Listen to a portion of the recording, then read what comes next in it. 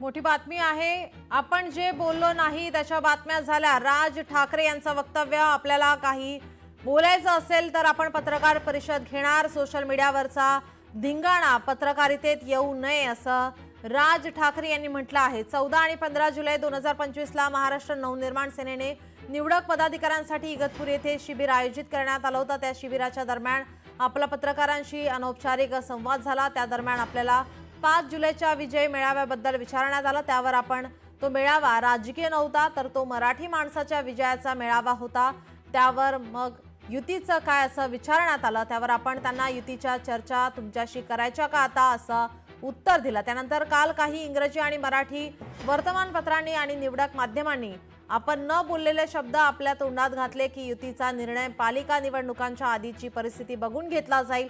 ही कुठली नवीन पत्रकारिता जन्माला आली आहे असा सवाल त्यांनी उपस्थित केला। अनौपचारिक गप्पा या अनौपचारिक ठेवायच्या असतात आणि त्यातलं काही प्रसिद्ध केलंच तर जे बोललं नाही ते समोरच्याच्या तोंडात घालायचं नसतं, हे भान पण आता गेलं आहे का? कुणाच्या तरी आहारी जाऊन किंवा सांगण्यावरून पत्रकारिता करायची हा एक नवीन पायंडा काही मोजक्या पत्रकारांनी पाडला आहे। राज ठाकरे यावर आता भडकले आहेत। आपले प्रतिनिधी महेश महाले आपल्यासोबत फोन लाईन वरून जोडलेले आहेत। महेश, आपण पाहतो या ठिकाणी शिबिर आयोजित करण्यात आलं होतं मनसेचं आणि या ठिकाणी पत्रकारांसोबत काही अनौपचारिक संवाद झालेला आहे, ज्यानंतर काही चर्चा या सुरू झाल्या होत्या आगामी निवडणुकीच्या पार्श्वभूमीवरती। काय अधिकची माहिती? राज ठाकरे आता यावेळी संतापलेले पाहायला मिळत आहेत।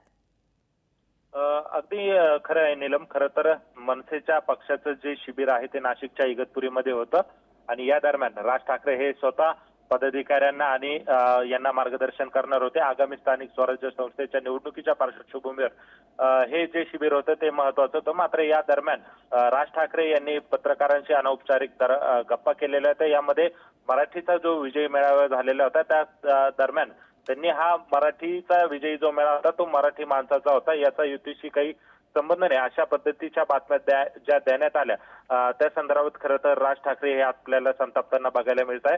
कुठेतरी हे चुकीचं पेरलं गेलं असं राज ठाकरे यांनी आपल्या सोशल मीडियावरून जाहीर केलेलं आहे। मी जे बोललोच नाही ते तुम्ही कशाला छापताय? जर मला बोलायचं असेल तर मी पत्रकार परिषद घेऊन या सगळ्या गोष्टींचा खुलासा करेल असं सडेतोड उत्तर जे आहे ते राज ठाकरे यांनी दिलेले। त्यामुळे एकूणच जर बघितलं तर पक्षाच्या शिबिरानंतर खरं तर राज ठाकरे यांनी आज आपली जी भूमिका आहे ती सोशल मीडियाच्या माध्यमाद्वारे व्यक्त केलेली आहे। त्यामुळे एकूणच आगामी काळामध्ये आगामी स्थानिक स्वराज्य संस्थेच्या निवडणुकीच्या पार्श्वभूमीवर जर आपण बघितलं तर ठाकरेंच्या संदर्भात उद्धव ठाकरे आणि राज ठाकरे यांच्या युती होणार का नाही ही जो महत्वाचा प्रश्न आहे या संदर्भातच हे एकीकडे भाष्य आहे। त्यामुळे एकूणच जर बघितलं तर या सगळ्या चर्चांना त्यांनी पूर्णविराम खोडा घातलेला आणि कुठेतरी सकारात्मक असल्याचं देखील या सोशल मीडियामधून व्यक्त होताना आपल्याला दिसून येते। त्यामुळे आगामी काळात आणखी काय काय घडामोडी होता हे देखील पाहणं तितकंच महत्वाचं ठरणार आहे। जी धन्यवाद आपण दिलेल्या सविस्तर माहितीसाठी।